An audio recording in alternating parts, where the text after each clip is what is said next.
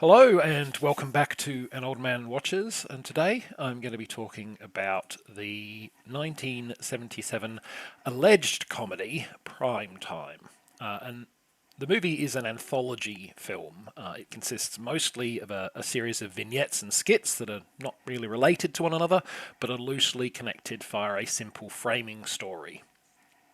That framing story is that some unknown force has taken over the TV waves and is flooding them with outrageous, uncensored material that is totally unsuitable for television broadcast. Apparently, this phenomenon is sufficiently disturbing that the President of the United States himself heads up the investigation to discover the culprit behind the transmissions and bring their broadcasts to an end. I would have thought he maybe had more important things to do, but never mind.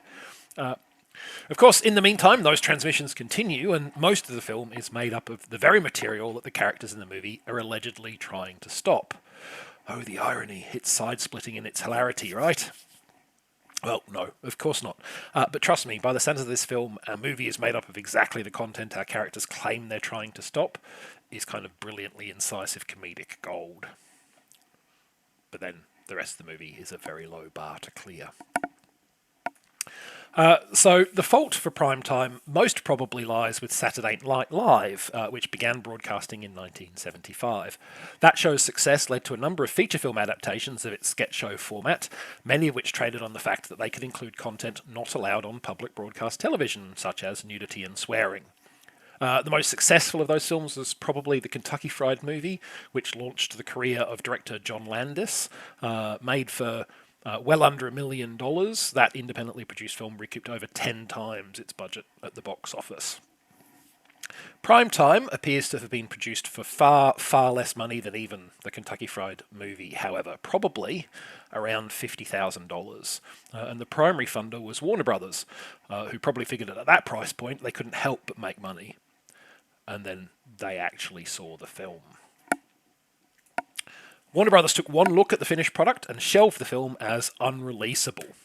And in a kindler, gentler world, the film would have languished in the WB vault forever after, never darkening the cinematic landscape. But we do not live in such a timeline. Primetime was rescued, or perhaps more accurately, flushed out by the Cannon Group. Cannon were then under the leadership of Menahem Golan and Yoram Globus, who had long made a practice of buying up ultra-cheap scripts and films and then releasing them. They were sort of like a latter-day Roger Corman in this, operating on the principle that if you make a movie cheaply enough, it's going to turn a profit by default. And to be fair to Golan and Globus, it would not only prove a strategy that kept Cannon going throughout the 1980s, but it also saw them release some of my favourite bad movies of all time, such as the delightfully daffy America 3000 and American Ninja 2. Now, you might notice a similarity in the names of those two films. Golan and Globus sure did love a patriotic movie title, which may well explain why Primetime also saw release under the alternative titles American Raspberry and Funny America, the latter title being particularly on the nose given that the movie does a truth in advertising skit and this film is anything but funny.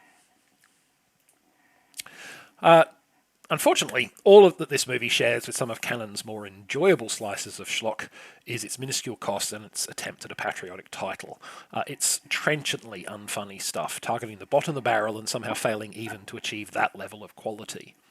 A big part of the problem is the film continually punches down, targeting marginalised and minority groups in its fruitless quest for laughs. Edgy, subversive humour can be very effective, but to be subversive, you need to subvert. You have to target the mainstream and the powerful and point out its foibles and foolishness.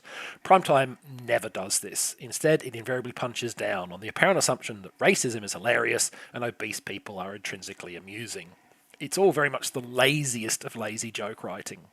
A zero-effort puerility from start to finish. There's little wonder the premise and advertising campaign focused on the idea of, you won't see this on TV. A hint of salaciousness is literally the only thing that the movie might be able to sell itself on.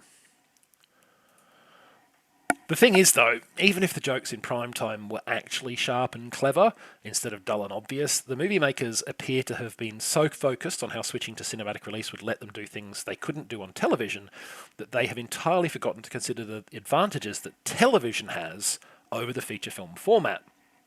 One of the keys to success of TV sketch shows like Saturday Night Live and comedic panel shows like Britain's 8 out of 10 Cats and news comedy like that of John Oliver is immediacy and currency.